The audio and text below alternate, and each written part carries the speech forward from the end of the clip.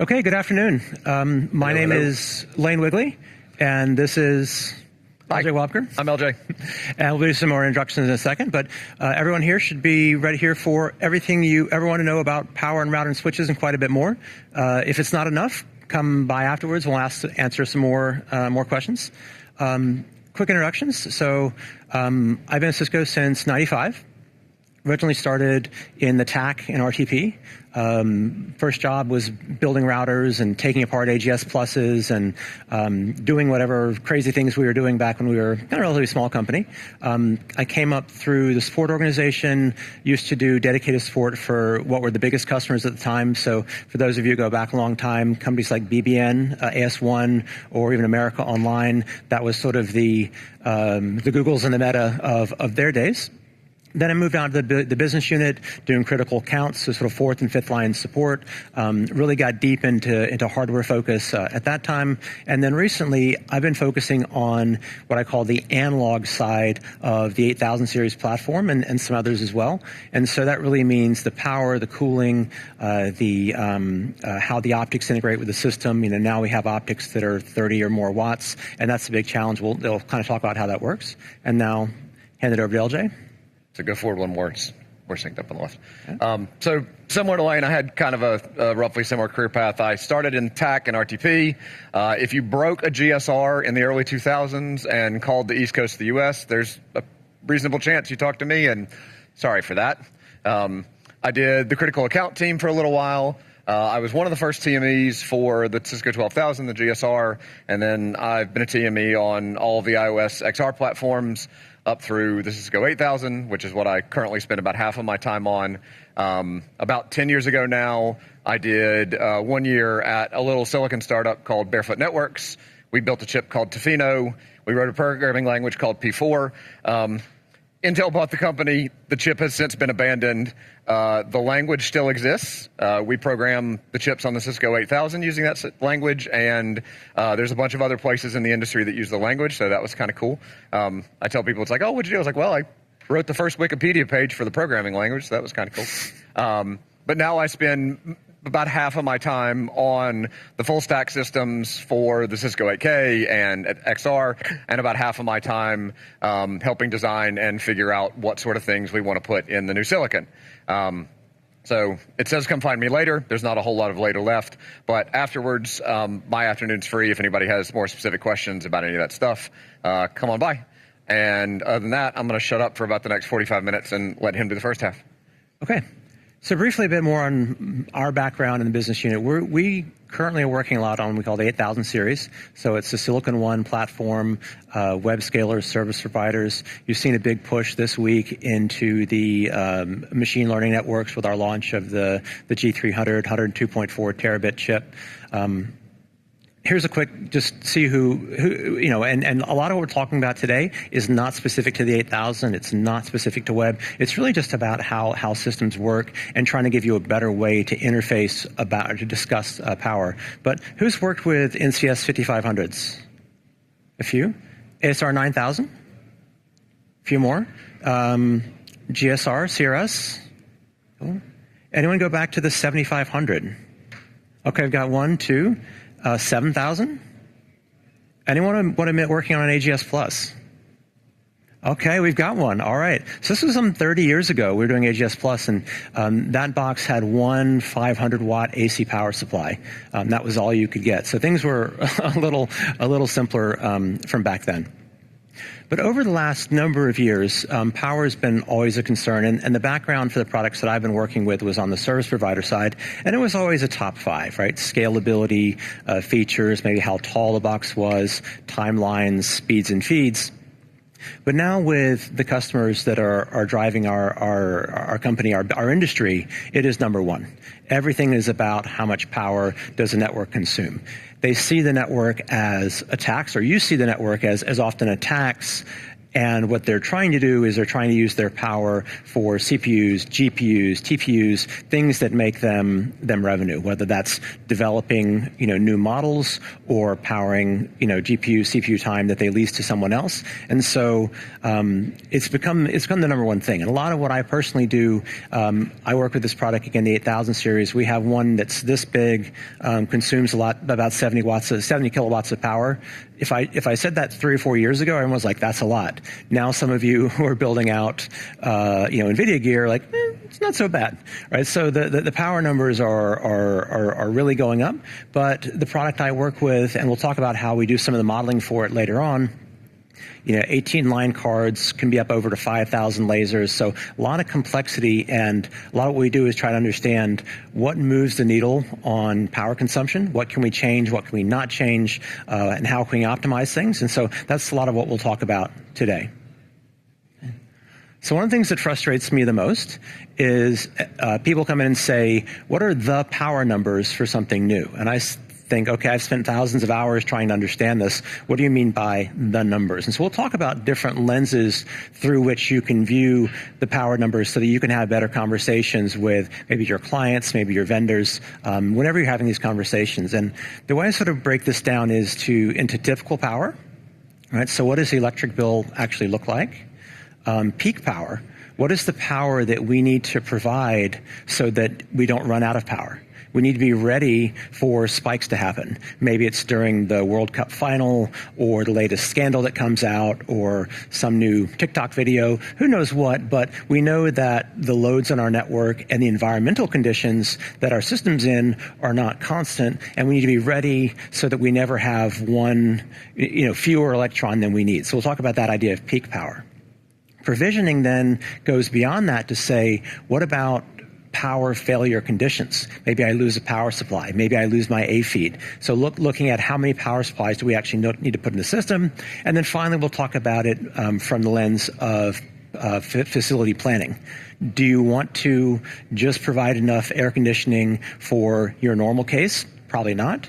Do you want to provide enough air conditioning for every single device in your network to go to the absolute peak power? Probably not. So there's something usually in between, which is how we see people sizing their systems.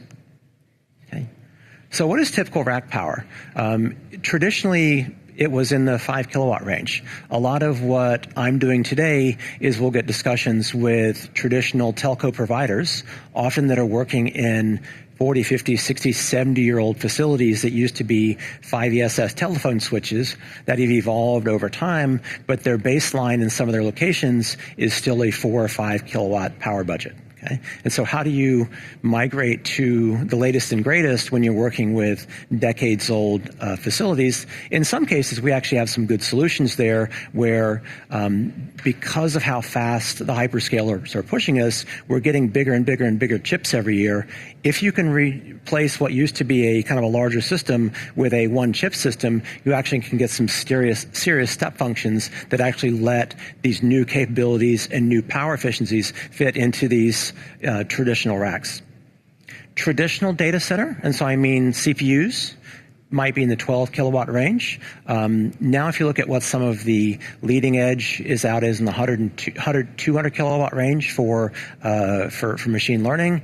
And those of you who are at OCP or follow those conferences or the latest, you're hearing people talking about megawatt racks.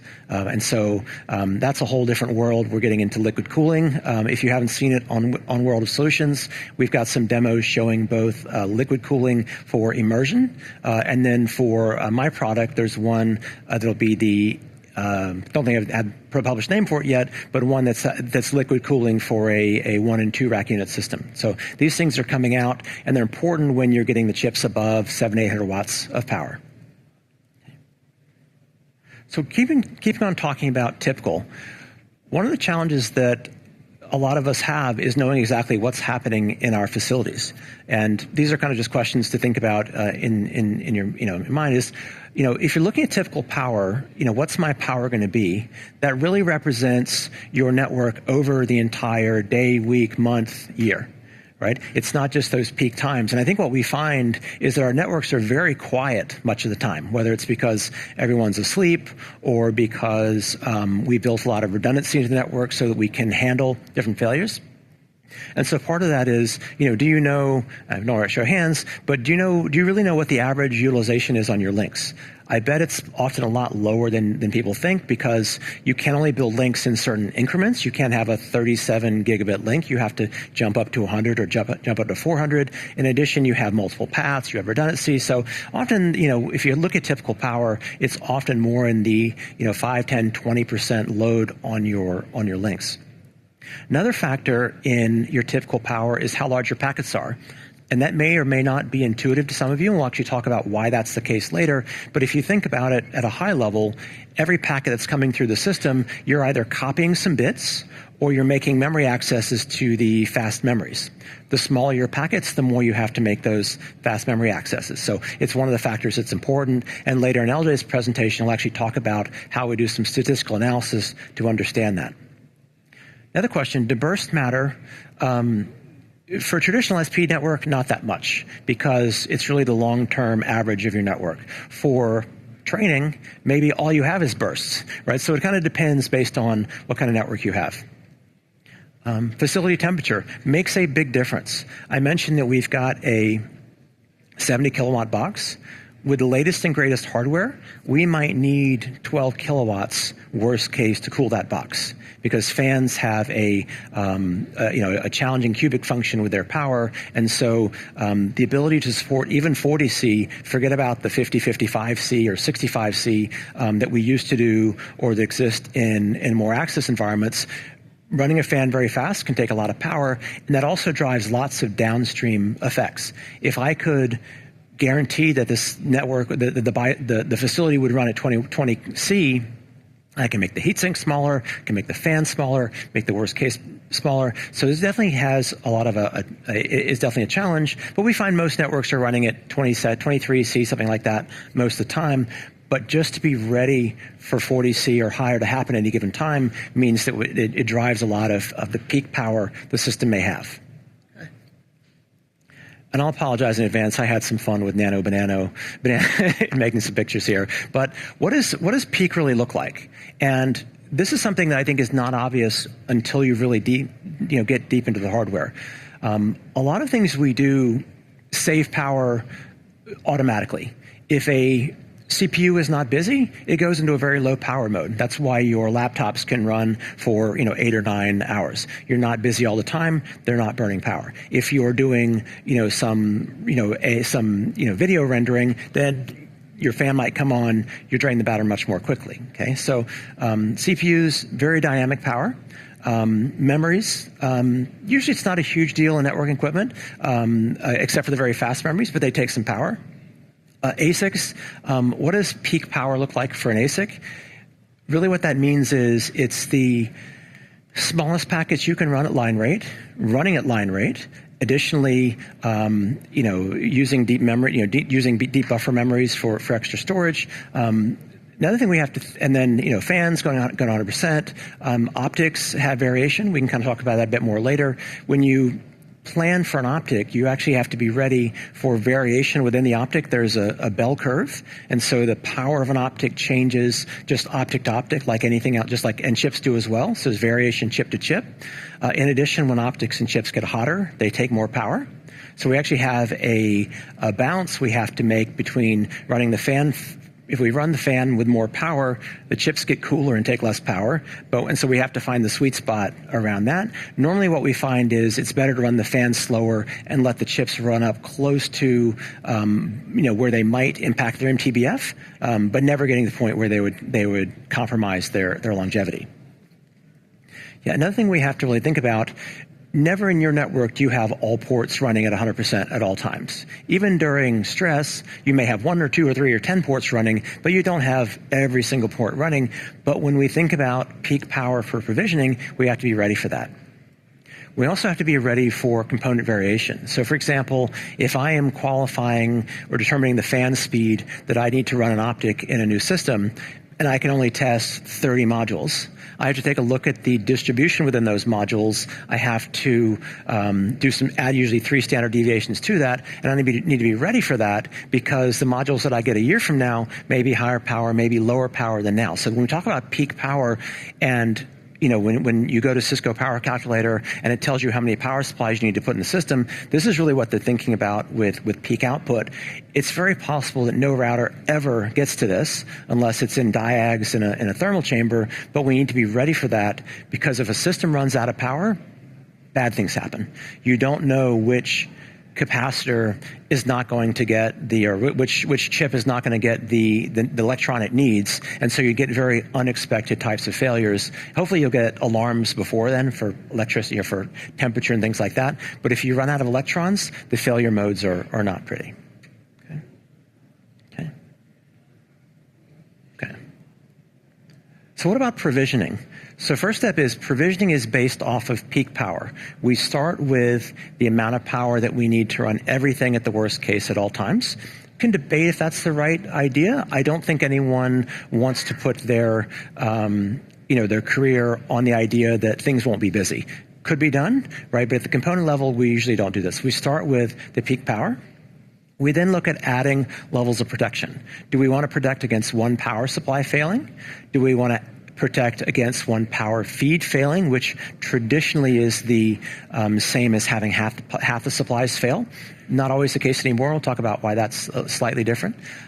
We may want to prevent both happening. Does anyone protect against both a power feed and a power supply failing at the same time?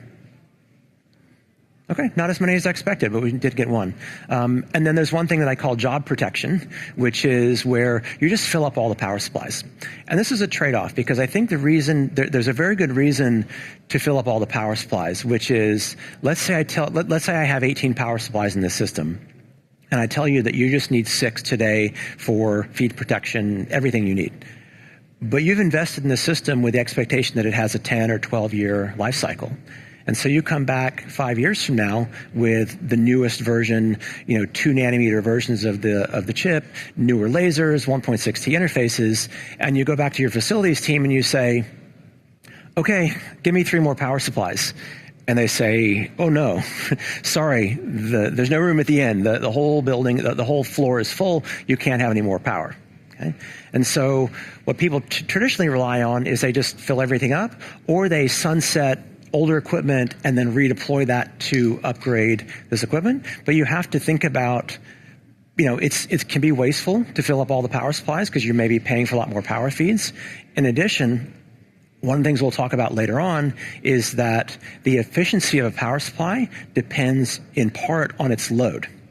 So if you have lots and lots and lots of power supplies in the system, but you don't need that many, then you're going down this load curve. And so if you're only hitting each power supply at 5 or 6% utilization, they might be 85% efficient, whereas you could get them at 50% utilization, they might be 95% efficient. And this actually gets into some of the innovations like warm standby or efficiency optimized mode, where you can get the behavior of fewer power supplies, but also be ready to quickly have more power capability.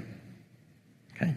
So just to visualize this very quickly, let's say we started with no redundancy and we're using 2 kilowatt power supplies. Usually if you're doing bigger systems traditionally in a telco environment, you would have 48 volt DC with 60 amp feeds. That gives you a little bit over 2 kilowatts. And then after you do various D ratings for safety, you get in the 2.2 kilowatt range. So that's why I chose this as an example.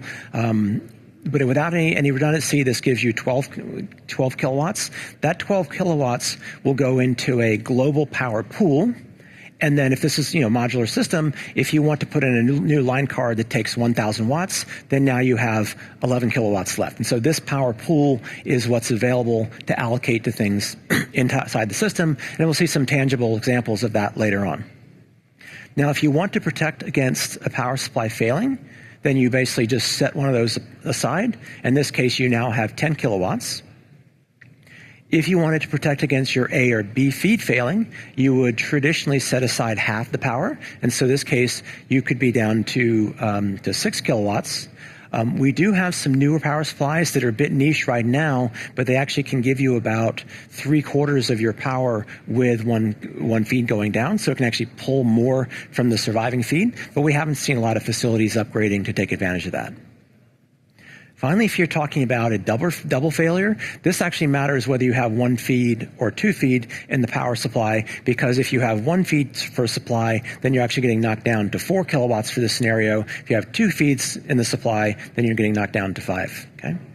So this is all getting to peak power said, how much power do we need worst case? The provisioning got us to what do we, after the protection, what do we have available? And then if we go into power allocation, we're going to kind of think about how we start to allocate that to our system. And some of these examples are for more complicated systems, so things that are modular, but a lot of the ideas will apply to smaller systems as well. So one of the things we've done a lot on this product that I work on is look at how do we do better granularity for power allocation. Traditionally, if you use Cisco Power Calculator, you go in and it says, here's a line card. It has maybe 600 watts typical power, high power is 700 watts, and max power is 850 watts. It wouldn't ask you questions like, what kind of optics are you putting in it? Or how many line cards are in this system? Or how many fabric cards are in the system? It would just have one value. Well, what's the problem with that? Back when all the optics took the same amount of power, right? With QSFP 2800 gigs, it was 3.5 or 4, or maybe ER had 4.5. It's no big deal. You could simplify that and just include all of them in here. And so that's kind of this top model where when we're doing the power allocation for the line card, we just say 10 kilometer optics or so, include it. But what about today when I have a system where I have a choice? I can put in a DAC cable, which takes no power, or I could put in a 30 watt 800 gig ZR. Okay? If I forced you to allocate power for a 30 watt 800 gig ZR on all your ports, but then you wanted to do 100 gig ports or DAC cables or even gray optics, then that means you're paying for a lot more power supplies. Okay? So the first step we can do is we can actually start to separate out how we're doing optics in power allocation. And I would encourage you, if you're working with other with platforms that don't do this, it's a good step they can take if they have this kind of range that we do of power. Now, one thing you'll notice in the drawing here is that there's a little bit of power allocation there inside the line card. And what that's doing is that's enough to read the EEPROM, figure out what kind of optic has been inserted, and if that power pool that we have after provisioning, after our provisioning for redundancy is available, then we can boot it up the rest of the way. And you'll see this for line cards as well. So if you were to scale up the traditional model, this is the kind of view where you have all this power allocated to a line card. But now if we actually break it out into a newer model, you see that we've taken all this power in the orange for optics. We're delaying allocating that until later. Now, one thing that's important there is you have to figure out you have a plan for your optics. Maybe you have to. You don't see that in the CLI right away, so you do have to do some planning to make sure it's available for your future plans. Other things we can do to improve the efficiency and by reduce the number of power supplies is if you have a system with multiple fabric cards, you can actually take that number of fabric cards into account when doing power allocation for your line cards. For example, we have a customer who wants to really streamline a box they use as a spine. We have 8 fabric cards, but they're only using 5 fabric cards because they know the way that their network's going to behave. So they're going to save power by not having those extra fabric cards. They can also save power because we can automatically turn off the I/O links, the SerDes, between the line cards and the fabric cards. Okay, so we can do things to really free up more available power, which means that you don't have to put as many power supplies in, which means you can use the remaining power supplies at higher load and more efficiency. And the last aspect of the power numbers is facility provisioning. What I see with customers that I work with is, if you look at the middle here, what they're doing is they're thinking about facility planning. They say, I want to be ready for my packets, for my 800 byte packets, to run at 75%. Okay? This is not the normal condition. This is often if something else has failed and brought a bunch of extra traffic here. But if they say, if I run all my boxes here at this load, then this is enough for my HVAC. Okay? The other thing I didn't mention before, but when we talk about how chips work, it might not be obvious, but the payloads of packets actually matter. One of the factors that LJ will talk about is this idea of watts per terabit per second or watts per whatever. Moving packets through, it actually matters if they're empty, which if you get a test gear, that might be the default, is 0 payloads. If everything is empty, you're not actually hitting the transistors as much. If you put a random payload in, which is what represents all the traffic, especially all the encrypted traffic over your network, you'll actually see a higher power, and that actually factor doubles with payload. So that's important to think about. CPUs usually don't have to get so busy in this planning, but we also think about board variation. And so what I'm basically meaning is we don't normally see people planning for everything to go crazy all at once. They step it down a little bit when they're doing the facility planning. Okay. So here's some just different ideas about times you would use different things, right? Emissions, power bill, that's a typical power. How big your circuit breakers need to be, how many power supplies you need to be, that's peak power. Number and type of power supplies is your redundancy, and then usually a little bit less than peak power is how you think about the facility planning. Okay, now shifting to the next step, how do different parts of the system use power? Is it static? Is it dynamic? Does it save power automatically? Do you have to have some interventions? So we're going to talk about how these different components use power in any system. Again, this is not really necessarily about the specific products that I'm working with. Okay, so in most routers, the CPU is not a dramatic component of typical power.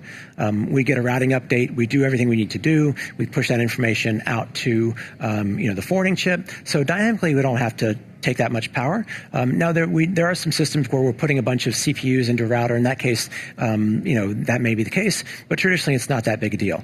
CPUs, flashes, lots of small bits. They don't tend to take a lot of power, but they're often very important for cooling, right? And so they can drive downstream power. We had one system that I used to work with where I think the flash chip was what in certain situations was determining how fast the fan needed to go, because I think it was made as a prototype, we didn't put a big enough heat sink on the flash chip, or we put it behind something else that was a bit hotter, right? So even these little components, if they're the ones that are driving how fast the fan needs to go, they can have some butterfly effects. Okay. So the star of the show is always network processors, and this is one of the most important messages that I want to have, or when you think about how these devices work, is the network processors' power can be broken into 3 different areas.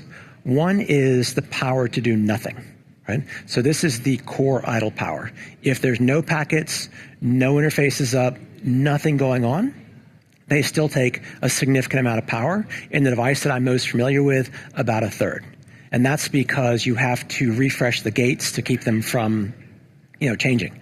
Okay, and so this is often called leakage power, leakage current.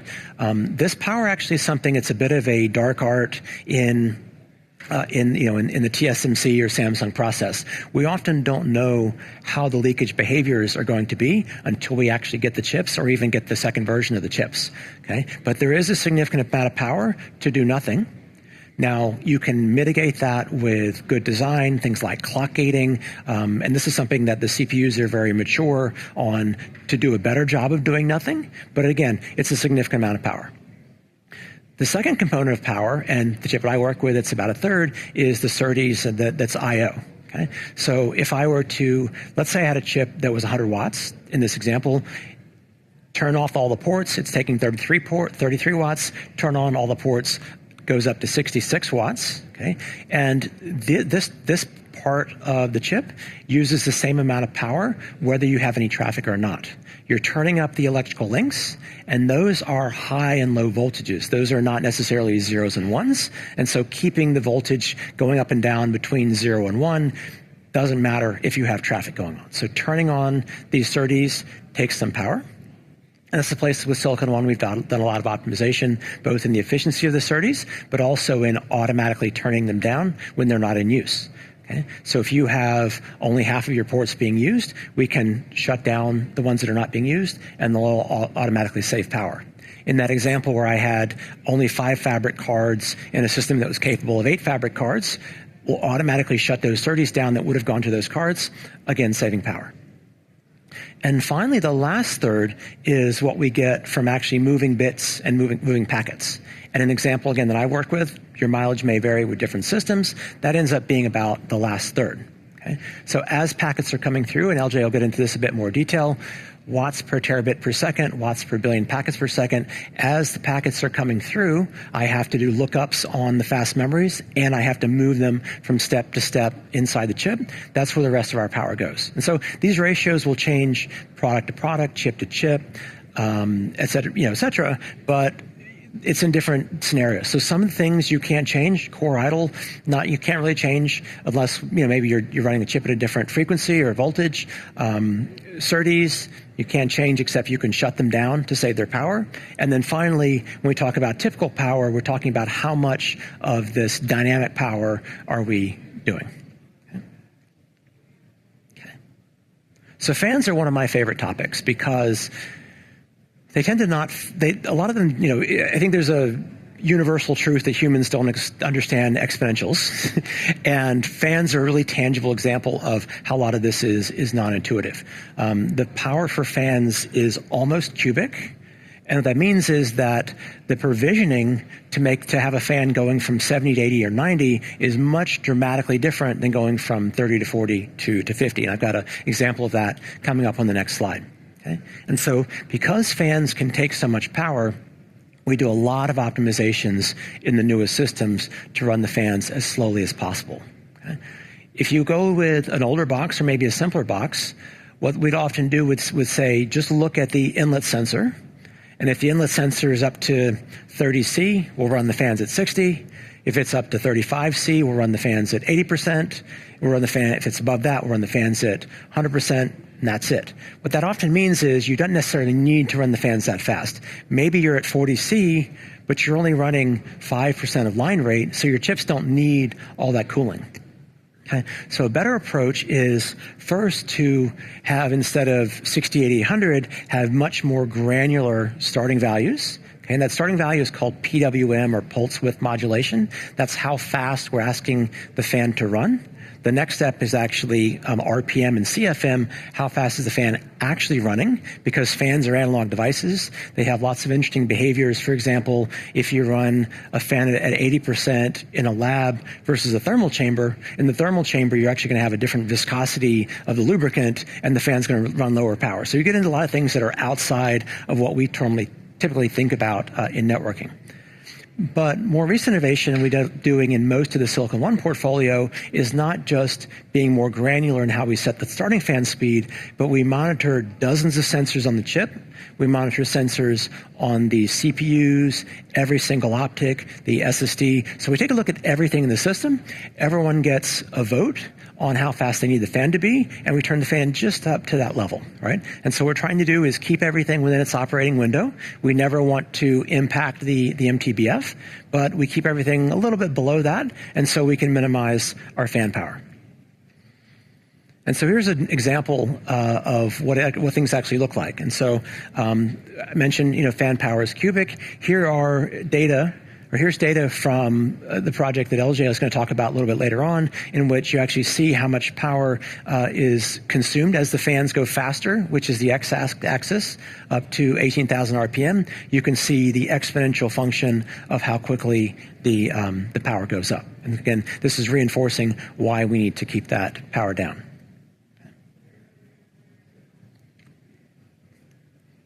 Okay, next we'll talk about optics power. Lots of factors in optics power that we don't necessarily always think about, right? Usually you go to the data sheet and you're told that a 400 gig FR4 is 11.1 watts, or a 100 gig LR4 is 4 watts, and you just kind of work with that as one value.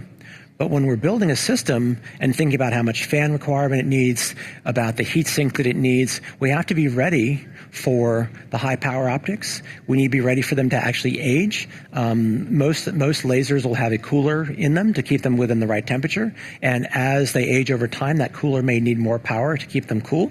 And so we have to allow for standard deviations, variance within optics. We have to add for cooling.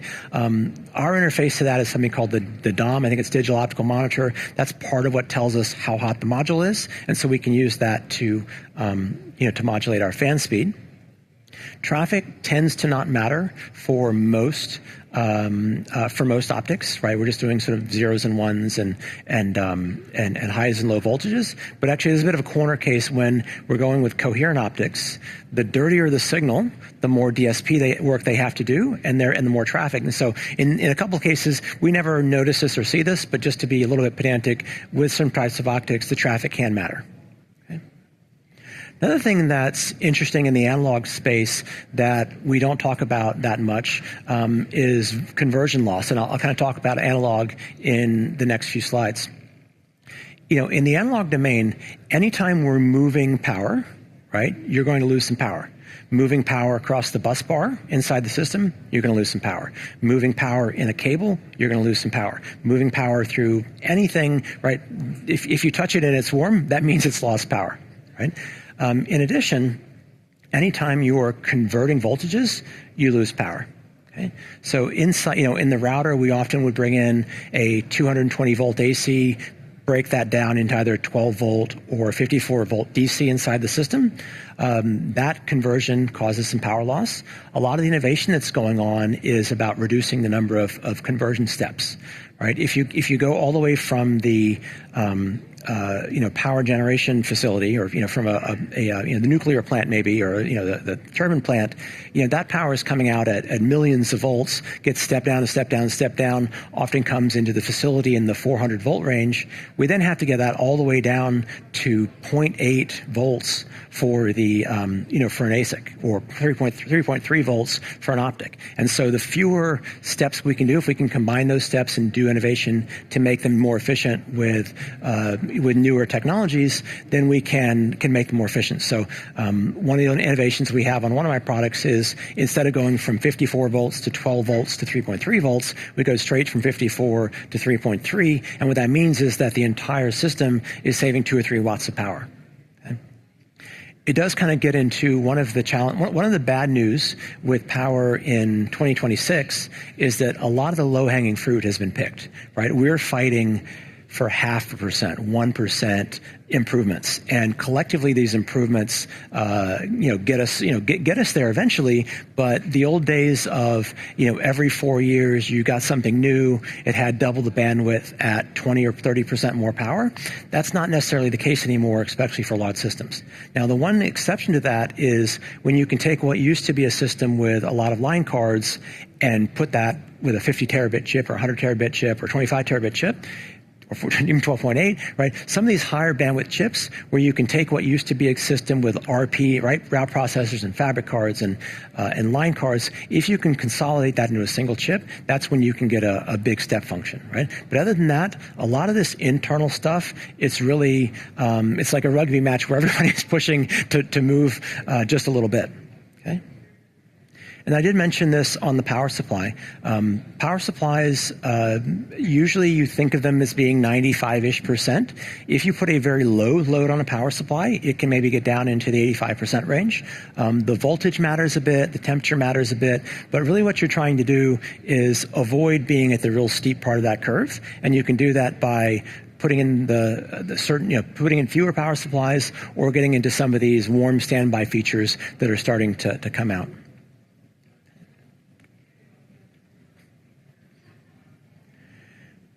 Okay, often your interface to the power supply efficiency would be this thing called 80 plus.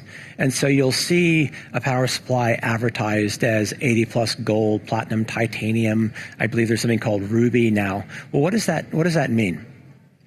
There's specifications for that which say at 20, 50, 80, 100%, certain numbers, which are the red here, and I'm not sure exactly which I could check out what I'm graphing here, but there's basically something that says at each of these loads, what is the efficiency of the power supply? And so as long as we're staying above those minimum requirements, then we're compliant with that level. So there'll be a different red line for each of the, for each of the gold, platinum, titanium.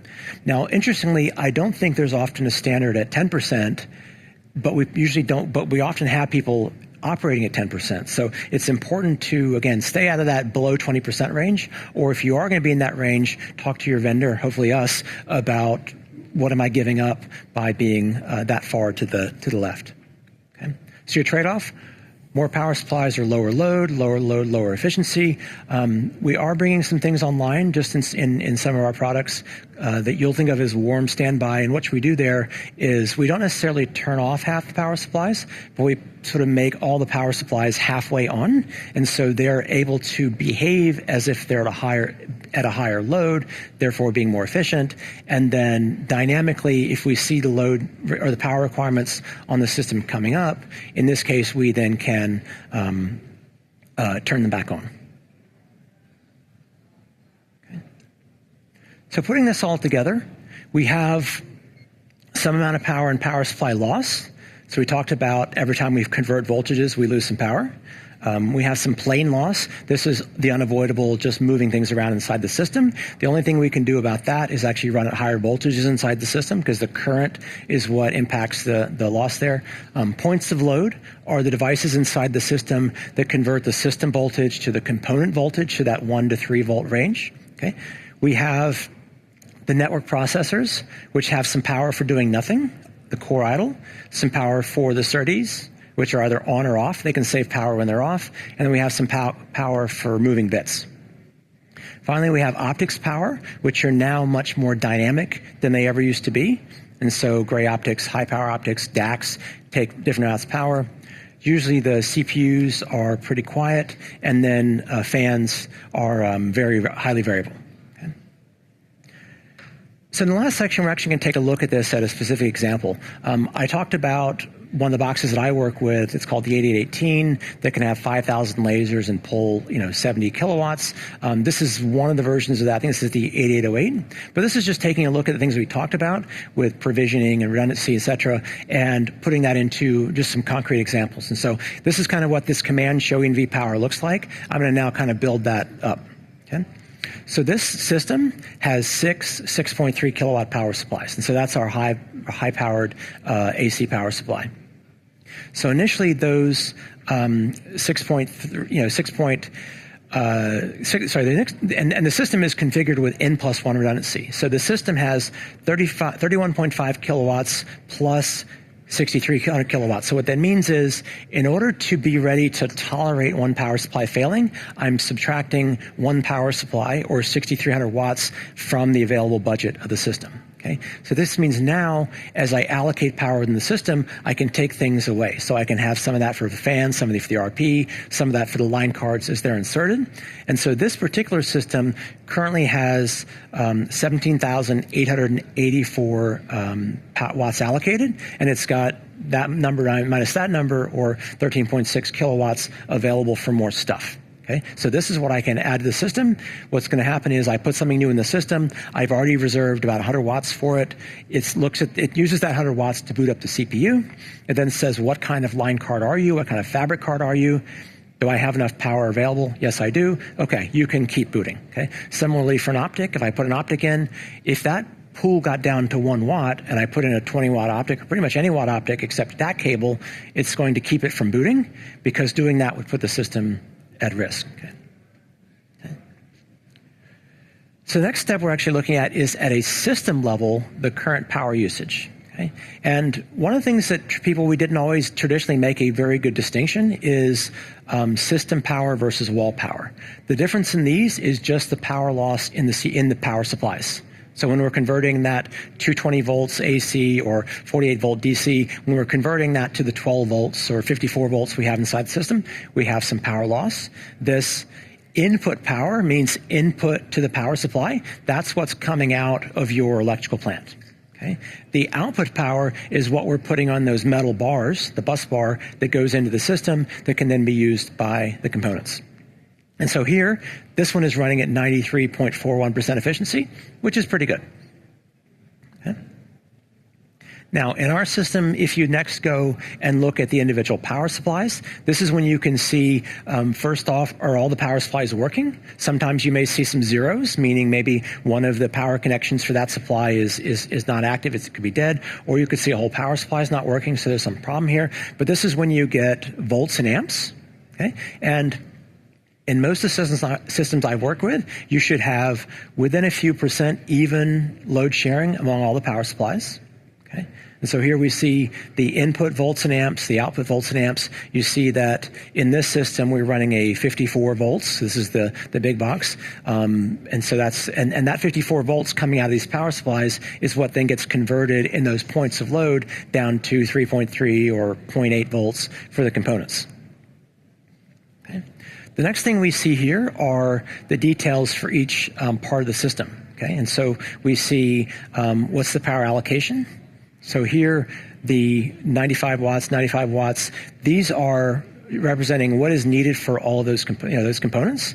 Where I have the line cards here, that's actually including the optics that have been allocated as well. So when I put an optic in, that number is going to go up. And then you see the fabrics and the fan stars. So everything in this light blue is what has been allocated. Remember when I talked about the peak power, everything happening all at once? If I sent small packets at line rate, spiked the CPU, had component-to-component variation, had everything as hot as it can be, this is the number that we would converge toward. Okay. The power at any given moment is here in purple. Okay. And so this is how much power these components are using right now. Okay. And so if I take the router in this state, and I increase the temperature in maybe having a thermal chamber, then we're going to see that fan power at the bottom go up. If I start sending smaller packets with the same bandwidth, we'll see the line card power go up a good bit, and we'll see the fabric cards go up a little bit. Fabrics are a little bit simpler because they don't have to do as complicated lookups. And if I send more bits through the system, I'll see the line cards and the fabric card power both go up. Okay, I'm going to hand over to LJ, and we'll have more questions about that section and his section at the end. Thanks. All right, can you hear me? Yep. Great. So I'm going to walk through a case study that we did starting, I guess it was about 6 years ago. It started from what I thought was a relatively straightforward question that I asked one of the folks that works on our silicon team. And I said, how much, and I will incorrectly use the terms power and energy. I know the difference, and I'm sure most of you know the difference, and a lot of times I'll say one when I really mean the other, so forgive me. I literally said, how much power does it take to switch one more packet? And they were like, what do you mean? I said, like, it isn't zero, right? It takes some amount of energy to switch one more packet. It takes some amount of energy to move one more bit. Like, I know it's not zero because if I multiplied a giant number by zero, the power on the routers wouldn't go up, and I can read, and that doesn't happen. So, their answer was like, well, we have all these models at the chip level, and, he said something like, it takes 0.379 picojoules per bit. And I said, I've absolutely no idea what that means. And he's like, well, it's not very much. Okay, check. So I sort of started thinking through, like, how would I do this? And so, I was like, well, if I can get a hold of a system, and if I can get a hold of the ability and the environment to run a bunch of tests on it, can I sort of reverse engineer the numbers and then come back and say, this is what I tested, does this make sense? And it turns out that what I thought was a medium-sized project ended up being pretty big. And I spent, I don't know, a third of my time over 3 or 4 years messing around with it. We ended up so far, and this slide's out of date. We've done more than this now. A whole bunch of different systems from literally that big to taller than me. Everything from about 1,000 watts to 70 kilowatts, which is a lot of power. In order to do a lot of this testing, you actually have to have access to a thermal chamber. There aren't a whole lot of those around. And you can almost think of, what we did was start somewhere, right? Say, I have a system with some known or identifiable set of parameters and configurations. And initially we said, type show E and V power. Well, there's a number. One of the things we checked was, do we trust that number? Like, is that number right? Are all the things that we add up together to make that number sanity check? So we did some of that. And then you can almost think of the process as, for the system, you take a multi-dimensional set of test cases, right? The easiest one to think of is, I literally say, I'm going to test a bunch of different packet sizes and a bunch of different bandwidths. And I'm going to get numbers for all those, and then I'm going to run some statistics on those numbers. And in theory, I will be able to identify how much more power it takes to move this much traffic as opposed to this much traffic, and so on. So that's basically what we did. It turns out that I relatively quickly got tired of typing the same commands again and again and again. And you're talking to someone who technically has, or someone's talking to you, who technically has an undergraduate degree in computer science, and this is probably the most complex code I've ever written in my life. And without being too grandiose, it sucks, because I don't write software for a living, and I kind of had to teach myself how to do this. So some of this stuff is available. It's essentially just show commands.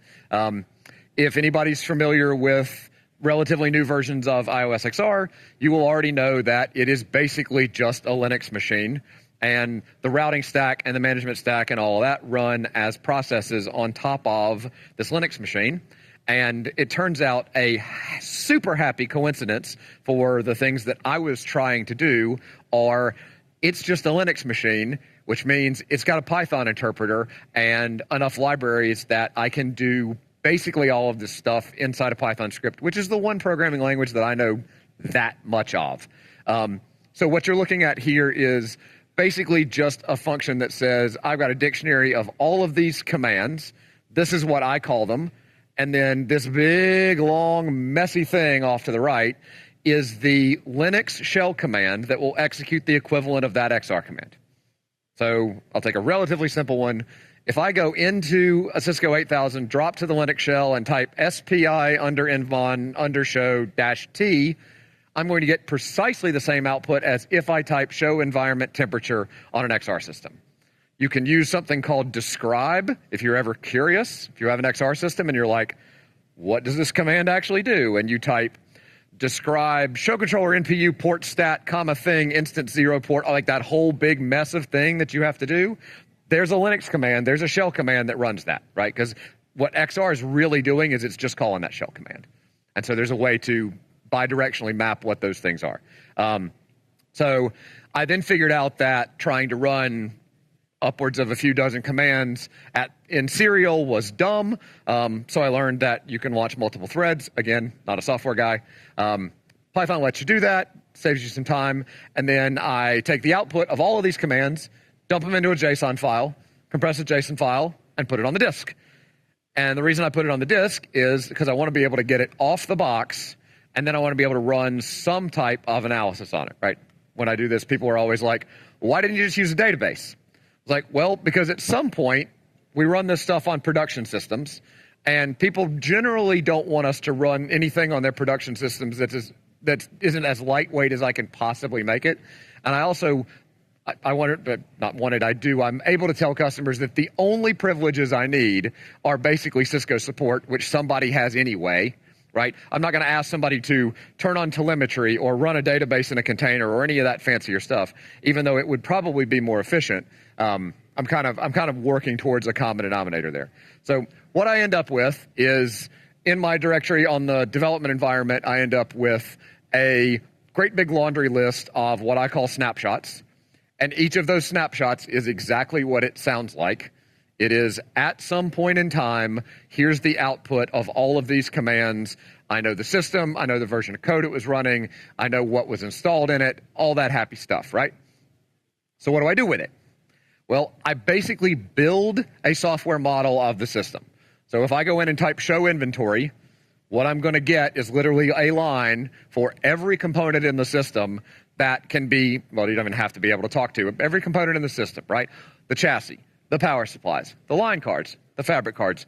Every optical module is show inventory somewhere, right? It's got information. Some of these optical modules are damn near supercomputers in and of their own, right? You know, they have digital monitoring and they have multiple voltage rails, and it can tell you exactly how many decibels worth of light's coming in.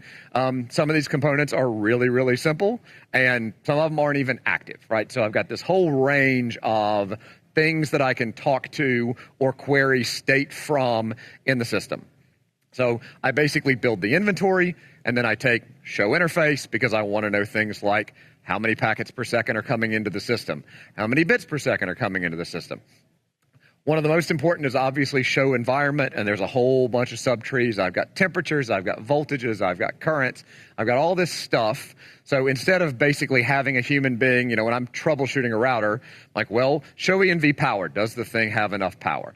And so we have all those commands. I run about a half dozen kind of show controller NPU commands. This is really low-level stuff that tells me things like, in a chip that might have 6 different packet processing slices, what are the relative levels of traffic on each of those 6? One of the things that I learned about a year into this was it's a lot easier to have all of the counters and not need them than it is to need them and not have them. And so at some point, I basically found every show command that I could think of and just put them all in the thing, because by the time you compress a bunch of text, it's not enough storage to worry about. And so, you know, we get super important things out of here, like how fast is the chip running, right? If I increase the clock frequency of the chip by 10%, how much do I increase the power by? Not 10%. It's a square function. It's 21%. It's 1.1 squared. Right, so this becomes a really important number for me. Now, we build the systems, we qualify the systems. In all cases, we know how fast these things can run. But we've got some systems where, depending on exactly which card or exactly which mode it's in, I might not know which way it is running. And so I got to have a show command that gives me that information. So I take all of that, and then what I'm really getting at is I want to be able to say, when this snapshot was taken, chip number 3 on card number 6 at 3:54 in the afternoon on Tuesday, February, whatever the hell it is, that chip was pulling 435 watts off the board. And then I can say, well, if it's pulling 435 watts off the board, it's pulling more than that off the backplane, right? Because it's not free to get from the backplane to the chip. Right, and some of these things are actively sensed, right? I've got sensors and power regulators all over the board. Some of those can be queried. But what I'm ultimately trying to get to is just a giant flat database, if you will, or snapshot of all of the information in the system. And so then I basically just parse the whole thing out. I am quite sure that an AI agent could do all of this in a couple of days. And I don't know whether that makes me happy or sad, because I didn't do it in a couple of days. But basically what I've got here, this is just the inventory, right? I've got power modules. Think of basically anything that you can see in show inventory or show environment. I've got a model for it, and it's just a hierarchical, in Python, it's just a hierarchical dictionary of the components, and in some cases, how much power they're using. It's other things like what's the RPM of the fan, right? Because like we design the fan trays, I know how much power they're supposed to use if they're running at 8,000 RPM. It's really useful for me to be able to look at not just one system, but thousands of systems and say, does that number actually hold, right? If I say, plot me the power being pulled off the board for the fan tray controller versus the RPM, I know exactly what that function is supposed to look like, and if I find places where it doesn't look like that, I've got some kind of problem that I need to fix, right? So I come in here, and I've got, this is kind of the master file, right? That command output dictionary is literally just a giant JSON dictionary of the raw text output of all of those commands. On a really, really, really big system, it's hundreds of thousands of sensors. Right, and people always say things like, well, why don't you have telemetry for all of the sensors on the box? I'm like, Well, because you can't consume it. Number one, I can't generate it without melting the CPU, and nobody can consume it, right? If I look at just one of these line cards, I might have a few dozen temperature sensors on each chip. I've got 2 or 4 chips on the board. I've got another couple of dozen sensors on each of the power rails for each of the board. And I've got to cross product and multiply out all of those things. At one point, I tried to do an object count to figure out how much data I had from a single snapshot. And it was well north of 1 million, basically numbers. It's north of 1 million numbers for one snapshot in time on a system, and there's just no way short of letting a machine do it to try and process any of that. So then the data model just looks like this, right? And this is like, there's no secret handshake black box stuff here, right? If you're running an XR system, all of this exists. You can go do this today. If you're running a different operating system from Cisco, most of them have similar type things. Don't ask me that because I can't tell you how they work. But all of this kind of inventory, I just break the system down into the pieces that we're trying to pay attention to. So I've got the RPs, line cards, the fan trays, on and on and on, right? I do some math to figure out things like on the board, I've probably got 50 temperature sensors.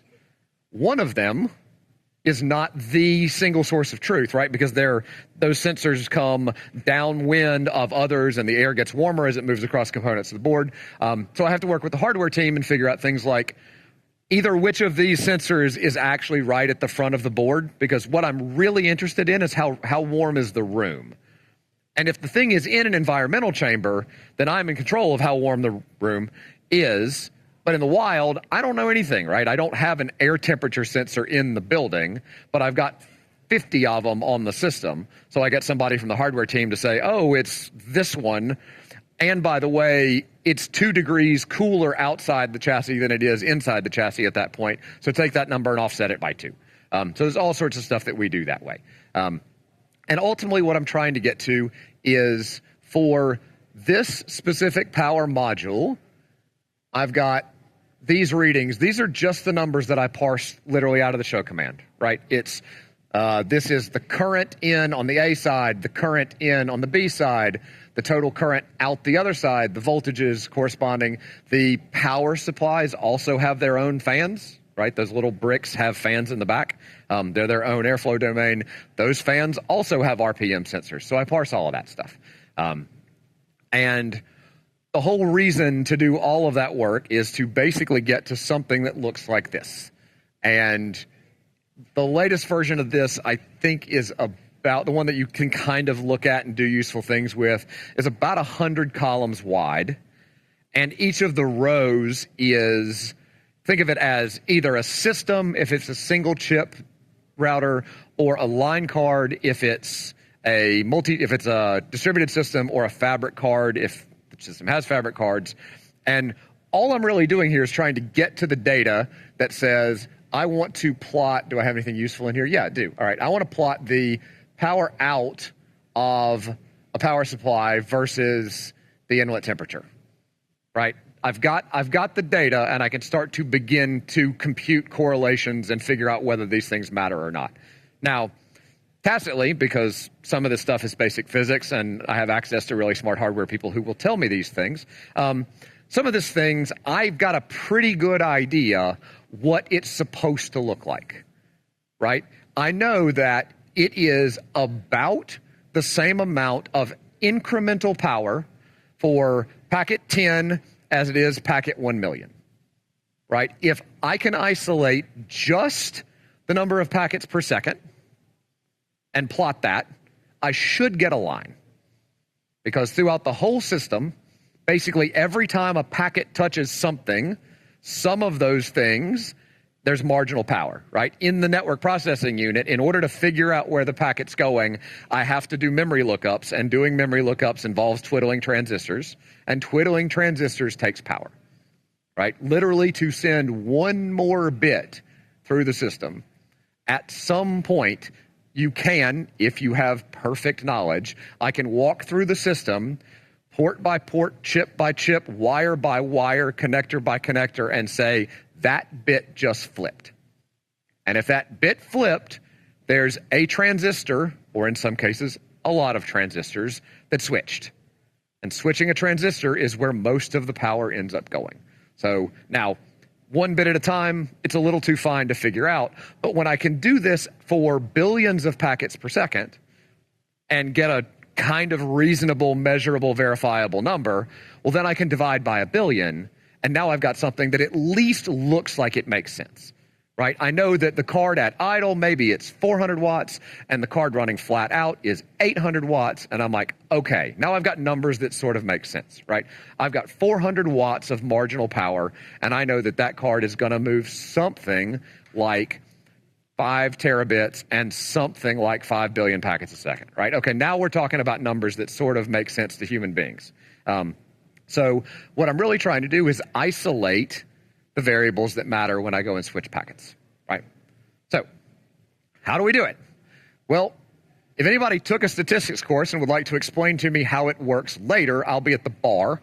But I am told that you can run multivariate analysis on these sorts of data sets, and you're basically saying, here are the things that I changed, temperature, bandwidth, packet rate, packet size, how much optics, what was the model number of the router, when was it built, right? At some point, you can correlate some of these things as the process gets better over time. Generally speaking, if you change nothing else, the systems actually get lower power because the microprocessor fabrication technology that we and everybody else use gets a little bit better over time. But what I'm really trying to get to is basically these two numbers. And I should have written it down. I do not remember exactly which platform. I don't remember exactly which data set this came from. If somebody's super, super fascinated, I could go dig it up. But what this is a two-dimensional visualization of that function, right? For every billion packets a second more that I send, it's 14 and change watts. So if I move 10 billion packets more per second, it's 140 more watts. And each terabit is about 12. So what I get to is basically that line. And we always pick this because network engineers understand this stuff. Right. These are the terms that we speak as network engineers. And then I do the kind of statistical sanity checking. I go and look at things like the R-square value, and I say, does this actually make sense? Right. If the R-square is 0.2, then your data is garbage, and you can't really make any meaningful conclusions from it. It was not a surprise that once I got the data, that it was about 0.97, which basically is what we expect. Right. We expect these relationships to be linear, because switching one more bit at the micro does take a finite and very well-defined amount of power. And so then so now that we've answered my kind of nerdy intellectual curiosity, thank you very much. That's fun, but turns out doesn't really pay the bills. What does pay the bills is giving you guys something that you can actually use, right? And so what I want to be able to do is say, if you can give me the parameters that matter, and it's super important that I be able to tell you what those are, then and at this point I have a model, and I can say to somebody, if you give me the 5 parameters that matter most, and there's really only about 5, I can get you to within 1% or 2 of what that system's going to pull off the wall. And so when somebody says, hey, we would like to spend less money on power, because it turns out spending money for nothing sucks. How can we do that? And I'm like, well, these are the things that matter the most. And now we get to work together to figure out whether or not these are things that are in your control, right? Can you carry less traffic? Well, probably not. That's usually the opposite of how the business model works. Can you make the room cooler? The answer is maybe. And I'm sure there's a lot of folks in this room who either have or are still living, we'll call it an organizational difference of opinion between the optical transport folks and the routing and networking folks, right? People have lived this kind of organizational boundary for a long, long time.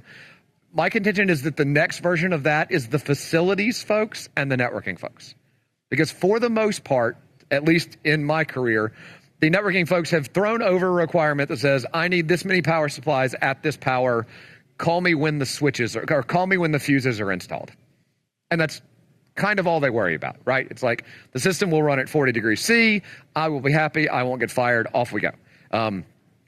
What we've shown here is that especially on these big systems, if you can guarantee that the room is never more than 30 instead of never more than 40, you can save thousands and thousands of watts of power.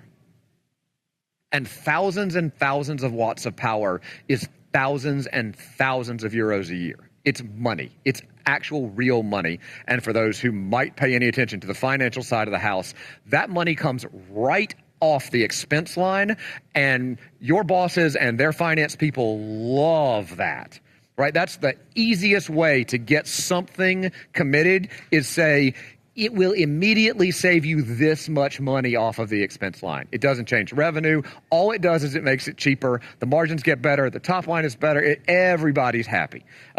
So building a way, building the model so that you can go and figure that out. And then you start having conversations with the facilities people.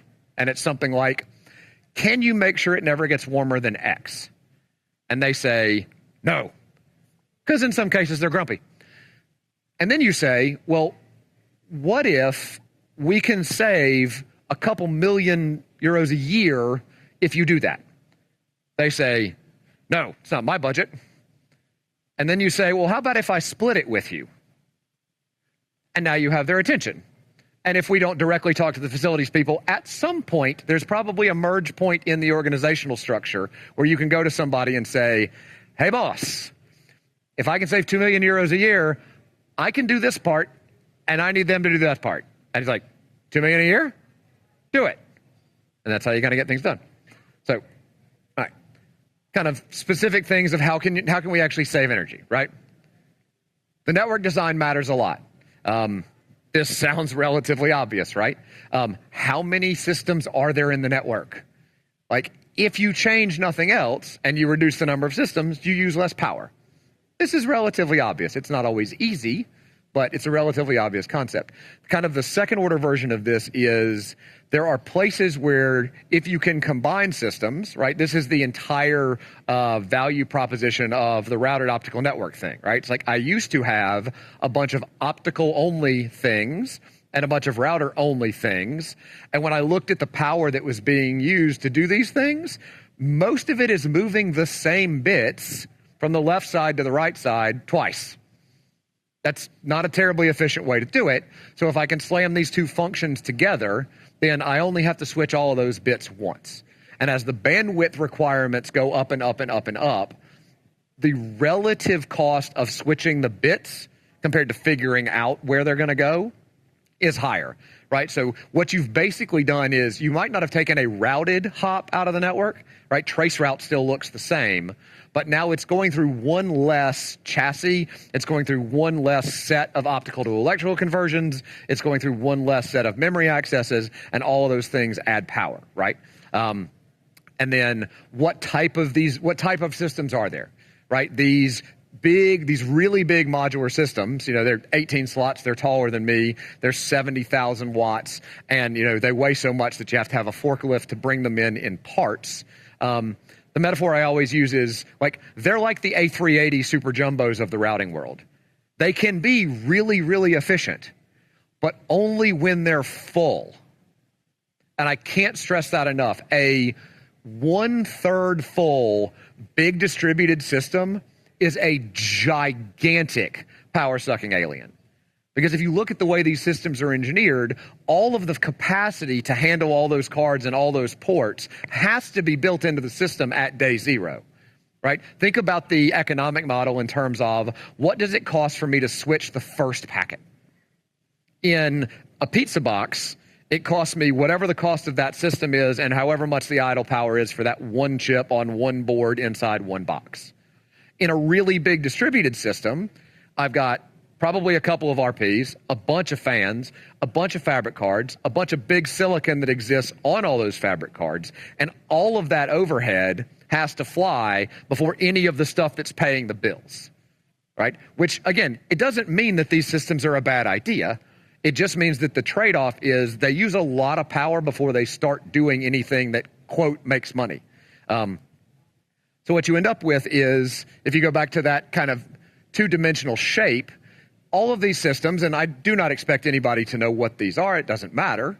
What does matter is that each of these systems has some different set of characteristics about what the power utilization looks like, right? And so sometimes it matters a lot.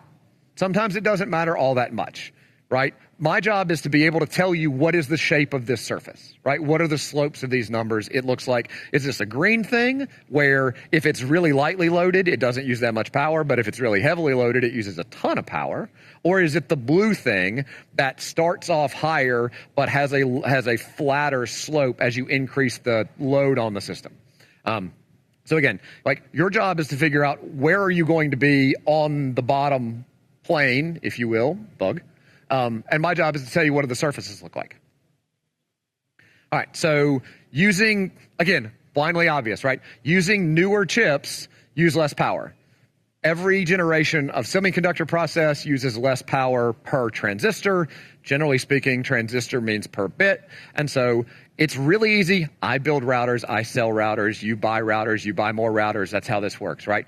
I understand that saying, oh, just buy the new thing, it might be a little bit disingenuous, but the newer systems do in fact use less power to move a bit than the old ones, which is why you see a huge fraction of the systems that currently get used, which go into these giant hyperscale networks. Those things basically get amortized over 2 or 3 years, and in large part it's because after 2 or 3 years you can save enough just in the direct OpEx to justify throwing the thing out. Right, you know, when I retire and I'm gone and they bury my Cisco history, one of the things they're going to write on the tombstone was, I am not here to tell you how to run your network, but I am here to tell you what it's going to cost. Right, and so a great big part of that is, you know, if it says, how do we save power? I'm like, well, here are the 4 or 5 ways to do it. I can give you the numbers as to how much it might save, and then you've got to go figure out, are those changes worth it? So, the current generation is 3 nanometers. This was the chip we announced. I've got to do the marketing thing. This was the chip we announced at the keynote. This is a 100 terabit chip. There's one of them in the world of solutions. I don't know. It's that big, something like that. It's north of 1,000 watts of power, and it's the most efficient thing we've ever built. And this is the fundamental tension, right? Is these things keep getting faster. The total amount of power they use keeps going up, but the per bit amount keeps going down. So one of the things that you'll see how, we talk about how you guys can save power, and then some of it is what can we do on the system side to basically save you power whether you want to or not, which is great because everybody always wants to. One of the things we do is semiconductors, and if you're interested, I think it was Melbourne 2 years ago where I did a 90-minute version more about how the chips actually work. So if this is your jam, go find that. So there's a relationship in chips between the frequency they run at and the voltage that they run at. And so everybody's phone and laptop and everything in here has some built-in control loop that basically says, if you're trying to do more work, I can run the clock faster and do more work per second. At some point, as you increase the frequency, there is a linear relationship between the frequency of what you're running at and the power that it leaks. There is a squared relationship between the voltage that it runs at and the power that it leaks. The coupling there is at some point, like I might be able to run the clock 2% faster at the same voltage. But at some point, as I turn the knob up on the frequency, I also have to start turning the knob up on the voltage. And so what I end up with is a curve that looks like this. And I know it's not super easy to see.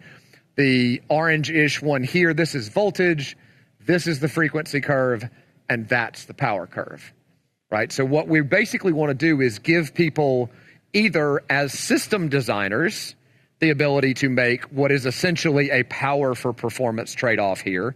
And in some cases and on some systems, we now have the ability for you fine people to run some obscure CLI command that we can give you that says, I'm willing to run this thing at the best case packet rate is now 15% lower. And I think this is safe because I've looked at all my data and I've never, ever, ever been anywhere near that top number to begin with, which is almost invariably true. And so I will save 10 or 15% power on that chip or on that board for kind of lopping the top off of the worst case performance number. Again, I'm not here to tell you whether or not it's a good idea. I think the vast majority of networks would never, ever notice. The data probably exists to prove this to yourselves. But the saving the power part is always useful. And so there's kind of this list of things that we maintain where what of it can we make automatic and what of it is either a kind of development system design choice that I've got to help make versus some type of config that I can give you guys the knob to actually change, right? So, all right, nope, just kidding. All right. Lane put that in. He was nice enough to tell me that he did. So that's it. That's what we've got for my section. Real quick summary, like what do we want folks to kind of walk away with, right? There are different ways to ask questions about the power that gets used, right? Hopefully, some of the questions now, like you have a way you can ask better questions, if you will. Like the ability exists to very accurately compute the utilization down to the subcomponent level on the platform. If anyone wants to get nerdy, come and find me. It's kind of fun. I certainly don't expect most people to go programming their own switches to figure out how much power actually gets used. But the ability to do that does exist. It's slightly different depending on which platform and which operating system. And there's all that variability that probably will never go away in networking. But it's here. There are a whole bunch of different knobs you can turn. Right? There's a lot of different ways to reduce the power consumption on these systems. Figuring out which ones of them, if you want to think about it in a business sense, it's an ROI calculation, right? It's, does this change save me enough power, money, time, effort, whatever, to make it worth it? Again, I don't want folks to walk away thinking that, oh, I should know what that number is. Like if you walk away going, I just know that there is a number and I have a rough idea of how to get it or who to ask or what questions to say, right? It's like on this thing that I'm thinking about building, what does the immediate term look like? What does the medium term look like? What do we think the long-term version of these is going to look like from a power consumption standpoint? And then kind of how you break it down, right? And so the kind of highest level message is that you've got all these knobs. Again, I'll come back to that. You've got all these knobs that you can turn. Like just a general idea that they exist is kind of the first step.